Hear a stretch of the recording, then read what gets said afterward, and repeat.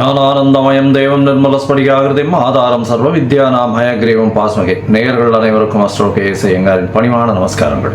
குரு பெயர்ச்சி 11/5/2025 முதல் 26/5/2026 வரலாம். குரு பகவான் ரிஷபராசியில் மிருகசீரிஷம் 2ஆம் பாதத்திலிருந்து மிருகசீரிஷம் 3ஆம் பாதத்திற்கு 11/5/2026 அன்னைக்கு ஞாயிற்றுக்கிழமை சித்த யோகம் கொண்ட நாளில் சுவாதி நட்சத்திரம் இருக்கக்கூடிய சந்திரன் சுவாதி நட்சத்திரத்தில் இருக்கிற அன்னைக்கு மிருகசீரிஷம் 2லிருந்து மிருகசீரிஷம் 3ஆம் பாதத்திற்கு, அதாவது ரிஷபராசியிலிருந்து மிதுன ராசிக்கு பெயர்ச்சியாளர். சரி, குரு பகவான் அப்படின்னு சொல்லும் பொழுது பார்த்தேனால் குரு பார்க்க கோடி நன்மை அப்படின்னு சொல்லக்கூடியது. இயற்கை சுவர்களிலே முதன்மை சுவர்னு சொல்லக்கூடியவர் குரு. 100% அவர் இருந்த இடத்தையும் சரி பார்த்த இடத்தையும் சரி எப்பொழுதுமே பலப்படுத்தக்கூடியவர். பொதுவாகவே சில கிரகங்கள் பார்த்தா அந்த இடம் கெட்டு போகும்னு சொல்லுவார். ஆனால் இவர் பார்த்தா அந்த கிரகங்கள் சுபப்படும். அதனால் அதீத சுபர்னு சொல்லக்கூடியவர். அதனால் பார்த்தேனால் குரு பார்க்க கோடி நன்மை அப்படின்னு சொல்லக்கூடியது. குரு அப்படின்னு சொல்லக்கூடியவரை பொன்னன் அப்படின்னு சொல்லுவாள். அதை தவிர ப்ரஹஸ்பதி அப்படின்னு சொல்லுவாள். அதனால் குரு அப்படின்னு சொல்லும் பொழுது எல்லாவற்றையும் அவருடைய அருளால் மட்டுமே எல்லா விஷயங்களும் போகக்கூடியது.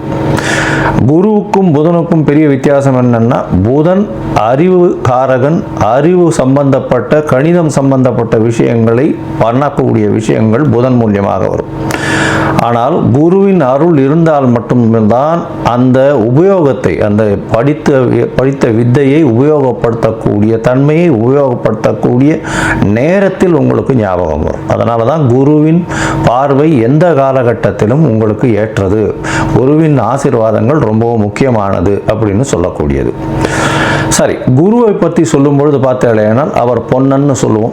அதை தவிர அவர் ப்ரஹஸ்பதினு சொல்லுவோம், தேவகுருன்னு சொல்லுவோம். இருக்கும் கிரகங்கள் 9 கிரகங்கள். அந்த 9 கிரகங்களில் 7 கிரகங்களை சொல்லுவோம். 2 கிரகங்கள், அதாவது ராகு கேத்துன்றது ஒரே உடலில் 2 தலையும் வாலாகவும் இருக்கிறதுனால அது சாயா கிரகங்கள். ஒரு இதுதான், அதாவது நிழல் அப்படின்னு சொல்லக்கூடியது. இந்த 7 கிரகங்களிலும் சூரியன் சந்திரனை விட்டால்னா 5 கிரகம் தான். அந்த 5 கிரகங்கள்லையும் மிகவும் முதன்மையான மிகவும் பெரிய இருக்கக்கூடிய கிரகமானது நம்மளுக்கு கிட்டத்தட்ட கொஞ்சம் அருகாமையில் இருக்கக்கூடிய கிரகம். அவருடைய பிரதிபலிப்பினால் நமக்கு 2.5 மடங்கு சுப பலன்கள், சூரியனுடைய ஒளி சக்தி நம்மளுக்கு வரும். அதனால் அதீத சுபம் கொடுக்கக்கூடியவர் குரு பகவான் என்று சொல்லக்கூடியது. சரி, இப்போ குருவின் பார்வை அப்படின்னு பார்த்தாலும் பொதுவாகவே எல்லா கிரகங்களும் 7ஆம் பார்வை அப்படின்றது சமசப்தம 180 டிகிரி பார்வைகளை பார்க்கும். ஆனால் குருவிற்கு விசேஷ பார்வை அப்படின்னு சொல்லக்கூடியது 5ஆம் பார்வையும் 9ஆம் பார்வையும் உண்டு. அதாவது அவர் இருக்கும் இடத்திலிருந்து 5ஆம் இடத்தையும் சுபப்படுத்துவார், 9ஆம் இடத்தையும் சுபப்படுத்துவார். மேலும் பார்த்தேனால் இந்த குரு பகவானுக்கு காலபுருஷ தத்துவத்தில் 9வது ராசியும் 12வது ராசியும் கொடுக்கப்பட்டிருக்கு. இதில் என்ன விசேஷம் அப்படின்னா, பாக்யஸ்தானத்தின் அதிபதினு சொல்லக்கூடியவர் குரு. அதாவது உங்களுக்கு ஒரு நல்ல விஷயம், எந்த ஒரு விஷயத்திலும் தடங்கள் இல்லாமல் பாக்கியங்கள் கிட்டணும் அப்படின்னா, செல்வங்களாக இருக்கட்டும், படிப்பனாக இருக்கட்டும், எந்த ஒரு விஷயம், நல்ல மனைவி இல்லாள், அதை தவிர நல்ல இல்லம், அதை தவிர குழந்தை பிராப்தி, எல்லா விஷயத்துக்குமே பாக்கியம் கிடைச்சிருக்குன்னு சொல்லணும்னாலே அதுக்கு குரு உங்களுடைய ஜாதகத்தில் நல்ல வலுப்பெற்று லக்னத்திற்கு இருக்கணும். அந்த மாதிரியான ஒரு விஷயம் இருந்ததே ஆனால் உங்களுக்கு பெரிய ஏற்றம் கொடுப்பார். குருவை பொறுத்தவரையிலும் பார்த்தேனால் 12ஆம் இடத்தையும் அவருடைய காலபுருஷ தத்துவத்தின் 12ஆம் இடமான மீனமும் குரு பகவானுக்கு உண்டானது. எப்பொழுதுமே 12ஆம் இடம்னு விரயஸ்தானத்தை சொல்லுவோம். அதை தவிர தூக்கஸ்தானத்தை சொல்லுவோம். இதெல்லாம் குருவினுடைய நல்ல பார்வையோ இருந்தாரே ஆனால் உங்களுக்கு சுப செலவுகள் வரும், நல்ல தூக்கம் வரும், உடலாக நல்லபடியாக இருக்கக்கூடிய காலகட்டமாக இருக்கும். இதெல்லாம் குருவினுடைய பார்வையோ குரு இருந்தாலோ வரக்கூடியது. சரி, குரு பகவானை பொறுத்தவரையிலும் பார்த்தேனால் அவருக்கு குரு அணி அப்படின்னு சொல்லக்கூடியது சூரியன், சந்திரன், செவ்வாய் மற்றும் குரு, இவர்கள் 4 பேர் ஒரு அணியாகவும், இவர்கள் அருள் அணி அப்படின்னு சொல்லக்கூடியதாகவும், பொருள் அணின்னு சொல்லக்கூடியவர் சுக்கிரனுடைய அணியாக, சுக்கிரன், புதன், சனி மற்றும் ராகு கேது இவர்கள் 5 பேரும் ஒரு அணியாகவும் இருக்கக்கூடியது. அதனால் குரு அதீத சுபத்துவர் 100% சுபத்துவர் குரு. அதற்கு அடுத்து சற்று கம்மியாக, அதாவது 80%, 75% சொல்லக்கூடிய அளவுக்கு சுக்கிரன் சிறந்தவர்.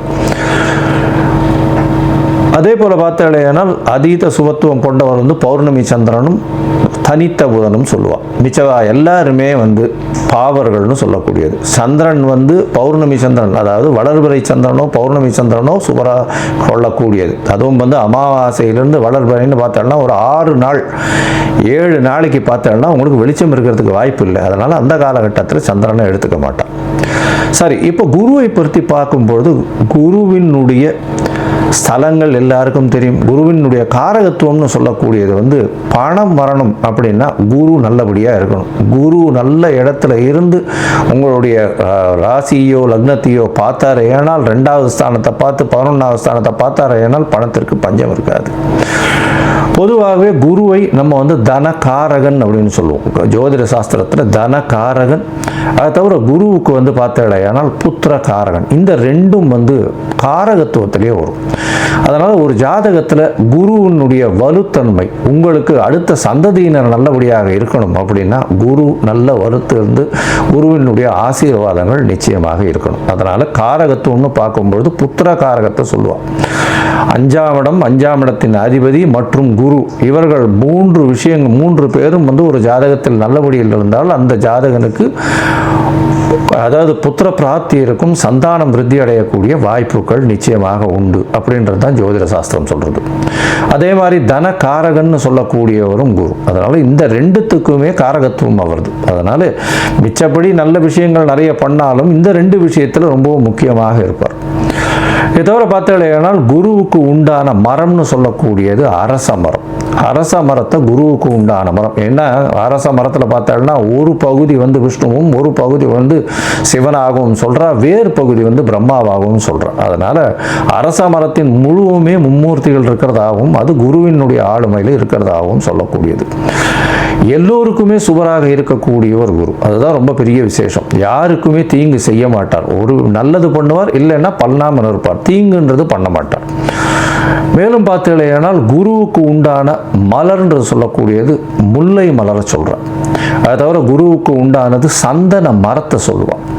இதை தவிர பார்த்தீங்களேனால் இந்த சந்தன மரம் தானம் கொடுக்குறது, அதாவது கொண்ட கடலை, மஞ்சள் நிறம், இந்த மாதிரியான விஷயங்கள் குருவுக்கு சொல்கிறான். இது எதுக்கு சொல்கிறேன் அப்படின்னா ஒருவருக்கு குரு அந்த அளவுக்கு சரியில்லை, இந்த குரு பெயர்ச்சி கொஞ்சம் பிரச்சனைகள் இருக்குது, அதனால் அவளுக்கு வந்து பிரச்சனைகள் வந்து அதிகமாக போகக்கூடிய வாய்ப்பு இருக்குது. அதாவது தனம் வருமானத்திலும் சரி, அதை தவிர வந்து அவளுக்கு உண்டான புத்திர பாக்கியங்களும் சரி, இல்லை புத்திரர்களால் பிரச்சனைகளாக இருந்தாலும் சரி, இல்லை கடன் ஏறக்கூடிய வாய்ப்புகளாக இருந்தாலும் சரி, கடல் கழுத்தை நெருக்கக்கூடிய வாய்ப்புகளாகவும் சரி, இந்த மாதிரியான எளிய பரிகாரங்களை செய்கிறது ரொம்பவும் நல்லது. அதாவது என்ன அப்படின்னா முதல்ல வந்து குரு காயத்ரின்னு சொல்லக்கூடிய ஓம் ரிஷபத்வஜாய வித்மகே கிருணிஹஸ்தாய தீமகி தன்னோ குரு பிரச்சோதயாத்து அப்படின்ற இந்த குரு காயத்ரி மந்திரத்தை ஒரு நாளைக்கு 3 தரமாவது இந்த குரு அடுத்த பெயர்ச்சி ஆறவர்களும் சொல்கிறது ரொம்பவும் நல்லது.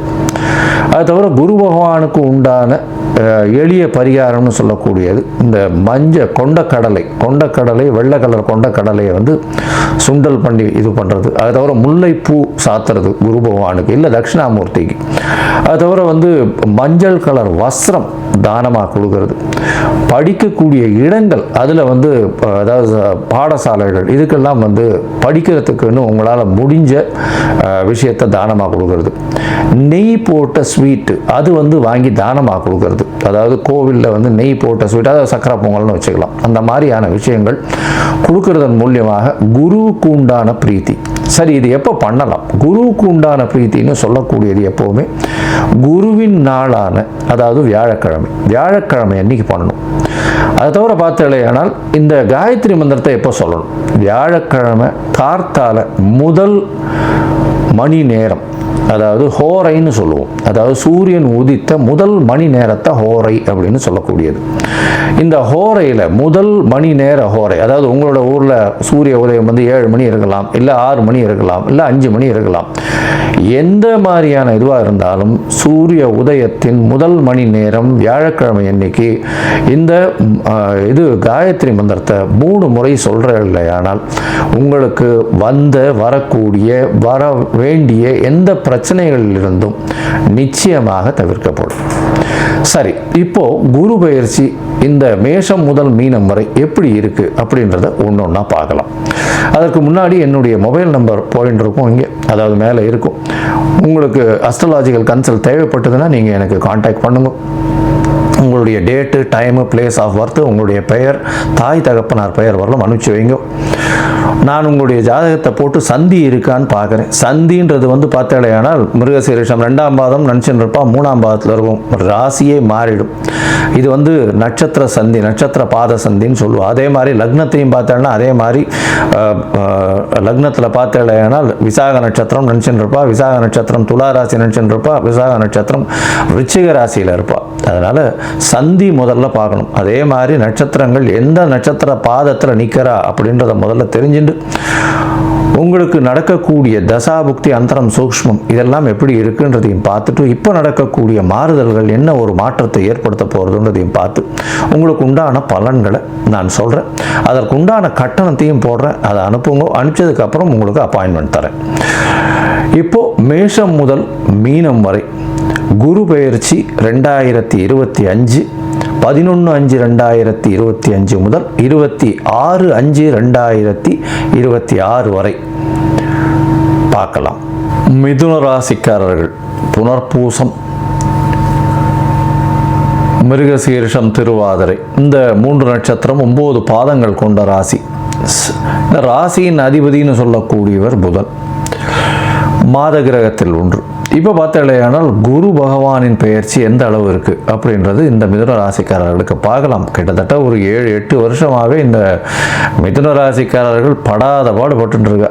ஏன்னா சனி பகவான் அஷ்டமத்தில் இருந்து அவர் அஷ்டமத்தை முட்டுட்டு 9ஆம் இடத்துக்கு போய் திருப்பி வக்கரகரி அடைஞ்சு பெரிய பிரச்சனைகளில் போயின்னு இருக்கு.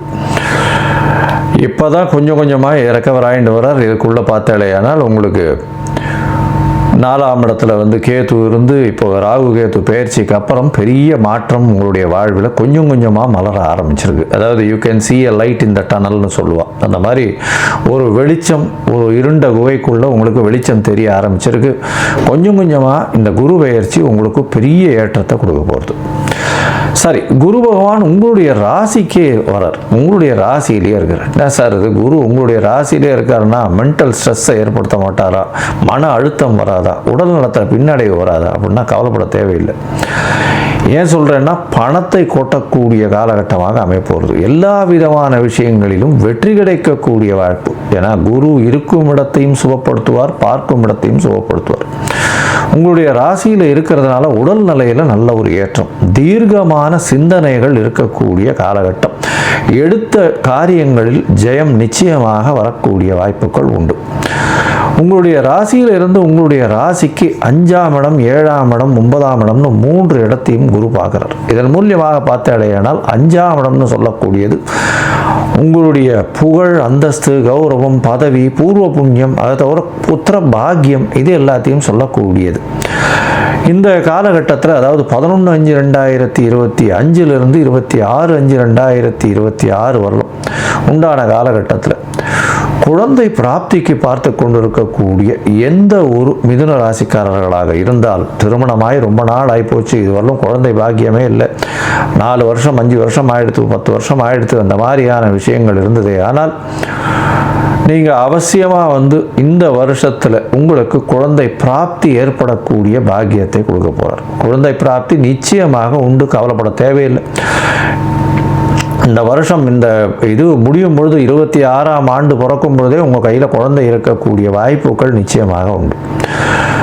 அதை தவிர பார்த்தாலேயானால் உங்களுக்கு பதவி உயர்வு வரும். பதவி, புகழ், அந்தஸ்து, கௌரவம் குழந்தைகள் மூலியமாக பெருமை வரக்கூடிய வாய்ப்புகள் உண்டு. அதுவும் வந்து இந்த மிதுன ராசிக்காரர்கள் கலைத்துறையில் இருக்கிறவா, அதாவது பாட்டு பாடக்கூடியவர்கள், இன்ஸ்ட்ருமெண்டல் மியூசிக், அது தவிர வந்து பார்த்தாலேயானால் ஐடி ப்ரொஃபஷனல், கம்யூனிகேஷன் துறையில் இருக்கிறவா, எலக்ட்ரிக்கல், எலக்ட்ரானிக், கம்யூனிகேஷன் இந்த மாதிரியான விஷயங்கள், கணித துறையில் இருக்கிறவா, வியாபாரங்கள், பேப்பர், புத்தகம், நோட்டு எழுதுறது, கவிஞர்கள், கலைஞர்கள் இவாளுக்கெல்லாம் வந்து பெரிய ஏற்றத்தை கொடுக்க போகிறார். ஆர்ட் டைரக்டர்ஸ் இவாளுக்கு பெரிய ஏற்றம் கிடைக்கக்கூடிய காலகட்டமாக அமைய போகிறது. உங்களுடைய ராசிக்கு பார்த்தீங்கன்னா சம சப்தமத்தையும் வந்து குரு பார்க்கறதுனால திருமணம் கைகூடக்கூடிய காலகட்டமாக அமையும். ஏன்னா குரு பார்க்கணும் அப்படின்றது குரு பலம் இருக்கான்றது நிச்சயமாக சொல்லணும்.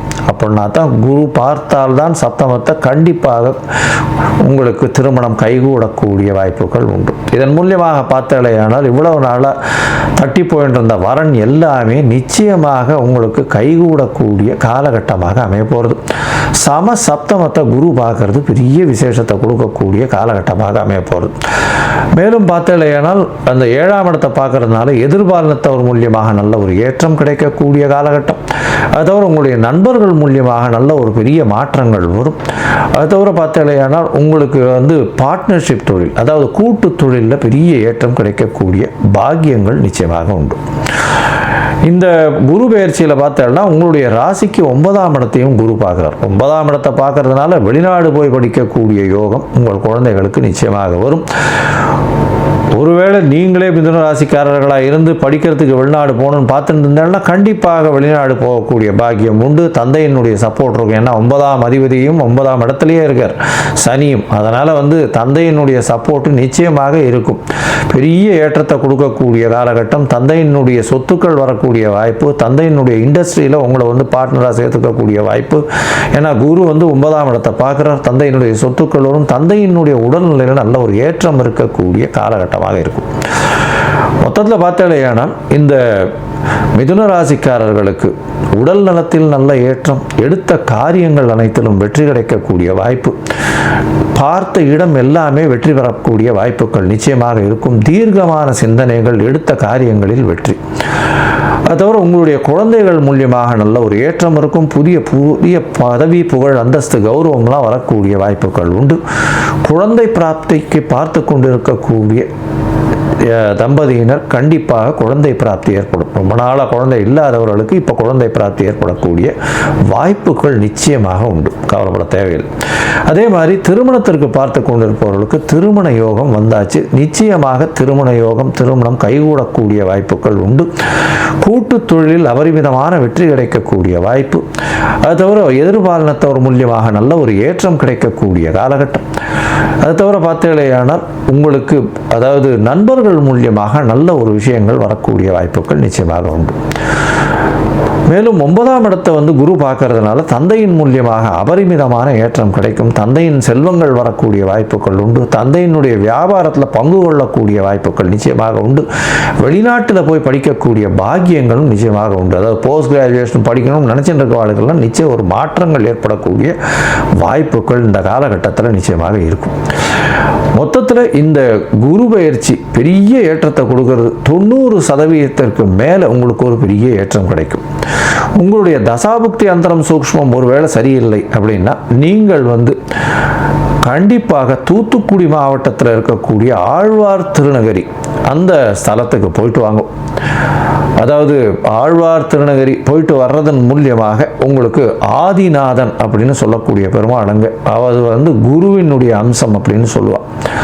அதனால் கிரகம் குரு கிரகத்துக்கு பண்ண வேண்டியது எல்லாமே அங்கே வந்து பண்ணுவாள். அதனால் ஆதிநாராயண பெருமாள் ஆழ்வார் திருநகரி போயிட்டு வர்றதன் மூலியமாகவும் வியாழக்கிழமை ஒரு தடவையாவது துளசி மாலை போட்டு பெருமாளை சேவிச்சுட்டு வர்றதுனாலையும் உங்களுக்கு ஒரு நல்ல ஏற்றம் கிடைக்கும். அதை தவிர ஆஞ்சநேயருக்கு வியாழக்கிழமை துளசி மாலை போட்டுட்டே வாங்கும்.